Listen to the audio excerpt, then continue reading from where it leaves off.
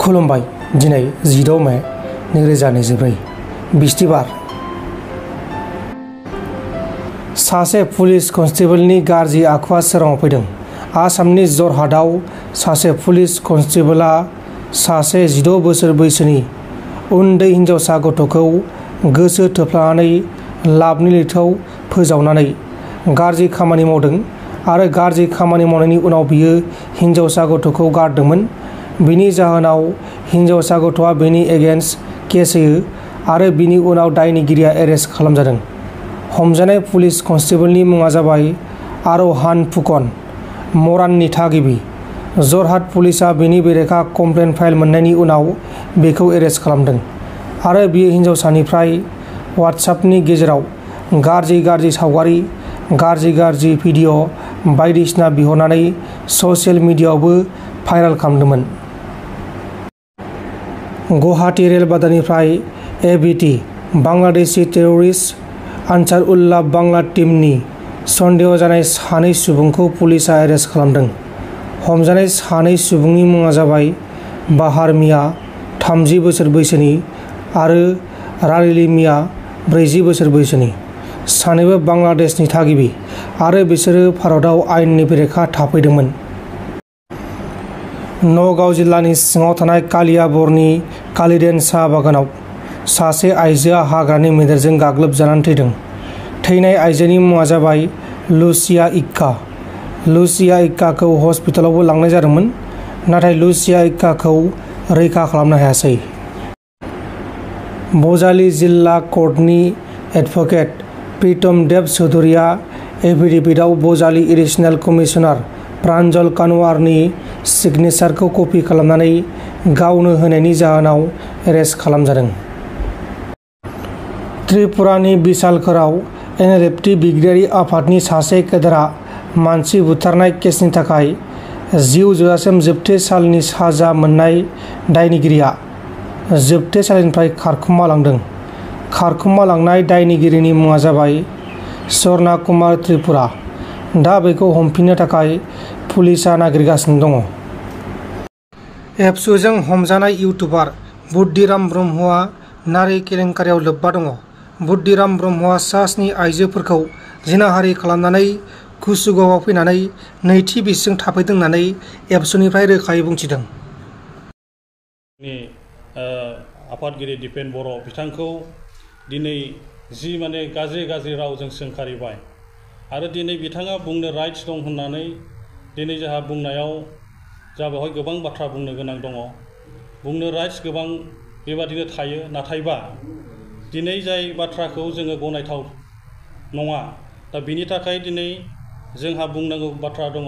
जाय दिपेन बर'खौ डिलेट खालामनाय बा फोजोबस्रांनाय बे बाथ्राखौ लानानै दिनै जे आरबि कमेन्ट जाय इउटुबार बेखौ सालायो, जाय बुद्धिराम ब्रह्म बिथांखौ जोंहा दिनै जोङो क'क्राझार जिल्ला दुलाराय बर' फरायसा आफाद हिसाबै जोंहा गोबां बाथ्रा बुंनो गोनां दङ।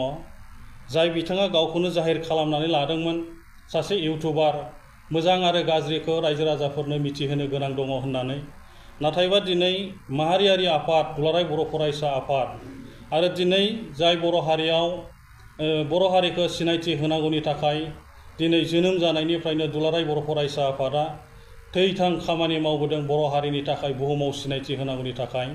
दा दिनै नैबे समाव दुलाराय बर' फरायसा आफादनि आफादगिरि बिथांखौ डिलेट खालामनाय बा दिनै फोजोबस्रांनाय बे रावखौ लानानै जोङो दिनै क'क्राझार जिल्ला दुलाराय बर' फरायसा आफादा जों गनायनानै लानो हायाखै।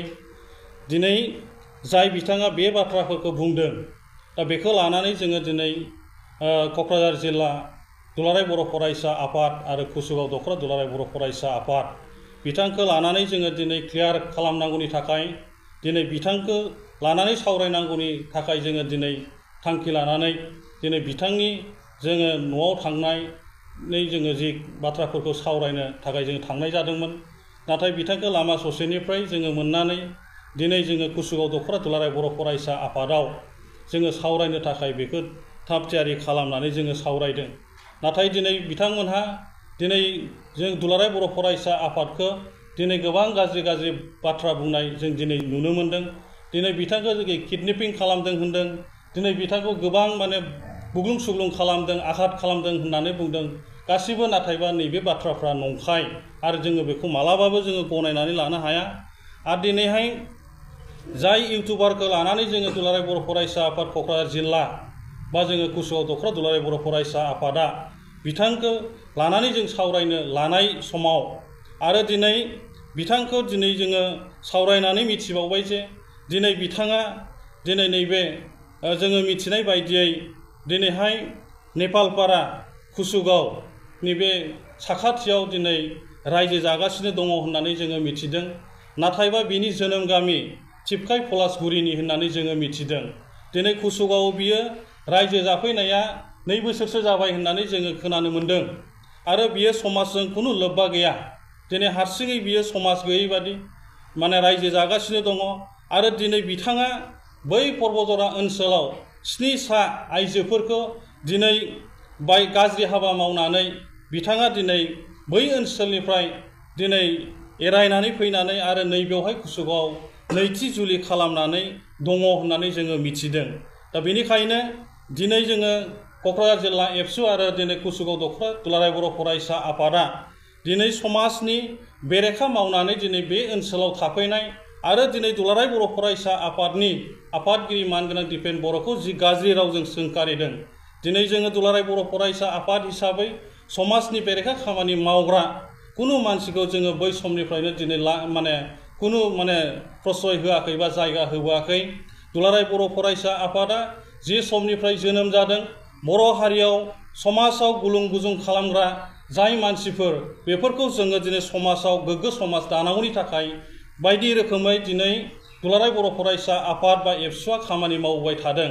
दा दिनै बे हिसाबै जोङो जाय माने बुद्धिराम ब्रह्म बिथाङा दिनै समाजनि बेरेखा खामानि मावनानै दिनै बे ओनसोलाव दंफैयो आरो समाजनि मोजां खामानि मावग्रा दुलाराय बर' फरायसा आफादनि आफादगिरिखौ गाज्रि गाज्रि रावजों दिनै सोंखारिदों, गाज्रि गाज्रि बाथ्रा फोजोबस्रांनायनि बाथ्रा बुंदों।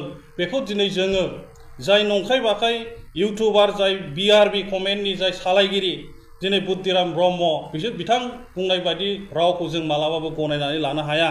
दा बेनिखायनो जोङो दिनै बेखौनो खावलायनो सानदों।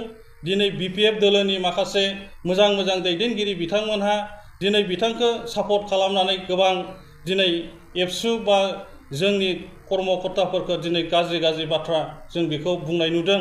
नाथाय बिथांमोनहाबो बुजिनो गोनां दङ आरो दिनै BPF दोलोनि जायनोखि दैदेनगिरि मोजां मोजां सामलायगिरि बिथांमोनहा दिनै बिथांखौ मानो जायगा होदों, बिथांमोनखौ दिनै बिथांखौ सोंनो गोनां दङ।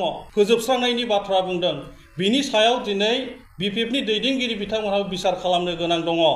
फोजोबस्रांनायानो दिनै बेवहाय बिनि समाधान जानो हाया। नाथायबा दिनै जाय मानसिया दा बेनिखायनो नोंथांमोनहा थांनाय हयथ' मार्च दाननि हयथ' अक्ट'खौ आं बारा गोसोआव गैला, पलासगुरि गामिनि गावबुरा आरो रायजो राजाफ्रा क्लियार होदों। नोंथांमोननि चेनेलनि गेजेरजोंनो बे बाथ्राफोरखौ क्लियारै बुंनानै होदों। दिनैहाय पलासगुरि गामिनि बै ओनसोलनि गथ'सा आरो आइजोफोरखौ जे जिनाहारि खालामनानै नस्थ' खालामनानै दिनै गुबुन आरो हिन्जाव हाबा खालामनानै दिनै बिथाङा दिनै नेपालपारा गामिनि साखाथियाव दिनै खुनु समाज गैया, हारसिङै समाज जानानै माने रायजो जानानै दङ। दा बैबादि मानसिखौ दिनैनि जोंनि BPFनि दैदेनगिरि बिथांमोनहा जे दिनै जिबादि माने खुनु बिसार आसार गैयाबालायनो दिनै दुलाराय बर' फरायसा आफादनि हेंथायै बाथ्रा बुंबाय थानायखौ जों बारा मोजां मोनाखै। दा बेनिखायनो मोजांखौ मोजां गाज्रिखौ गाज्रि अरायबो जोङो सैथो हिसाबै खामानि मावलांनो गोनां दङ होननानै आङो दिनै नोंथांमोननि चेनेलनि गेजेरजों दिनै दुलाराय बर' फरायसा आफाद बा क'क्राझार जिल्ला कुसुगाव दख'रानि जोंनि दैदेनगिरिफोरनि गेजेराव अजुहात देखायनायखौ आङो बेखौनो दिनै नोंथांमोननि चेनेलनि गेजेरजों जोंनि ओनसोलनि रायजो राजाफोरनि सिगाङाव आं बेखिनि बाथ्राखौनो क्लियारै होबाय। दिनै जाय बुद्धिराम ब्रह्म बिथांनि जानानै दिनै दुलाराय बर' फरायसा आफाद कुसुगाव दख'रानि मावख'आव फैनानै दिनै BPFनि कर्मि दैदेनगिरि बिथांमोनहा बिथांनि जानानै जोंनि एबसुनि दैदेनगिरिफोरखौ आक्रमन खालामनो फैनाय बा गाज्रि गाज्रि बे अफिसाव फैनानै राव दिन्थिलांनाय बाथ्रा माने सोदोब बुंलांनायखौ जोङो मालाबाबो जोङो क'क्राझार जिल्ला दुलाराय बर' फरायसा आफाद आरो कुसुगाव दख'रा दुलाराय बर' फरायसा आफादा जों बेखौ गनायनानै बा मानिनानै जोङो लानो हायै बादि बे मोनसे थासारिया जोंनि गेजेराव जादों। दा बेनिखायनो जाय मानसिखौ लानानै बिथांमोनहा दिनै उत्साह खालामदों, दिनै जाय मानसिखौ दिनै माने थुनजुलायनानै होदों बा सापर्ट खालामदों, बे मालाबाबो ग्रहन खालामथाव नङा आरो दुलाराय बर' फरायसा आफादनि मावख'आव फैनानै बेबादि दुमदाखार खालामफैनायखौ जों मालाबाबो गनायनानै लानो हाया। गोजोन्थों। नोंथांमोन दिनैनि खौरांफोरा बेखिनिल'मोन। बेखिनिसिम नायनायनि थाखाय नोंथांमोननिसिम रोजा रोजा साबायखर। गोजोन्थों। एसेनोसै। जय बर' हारिनि।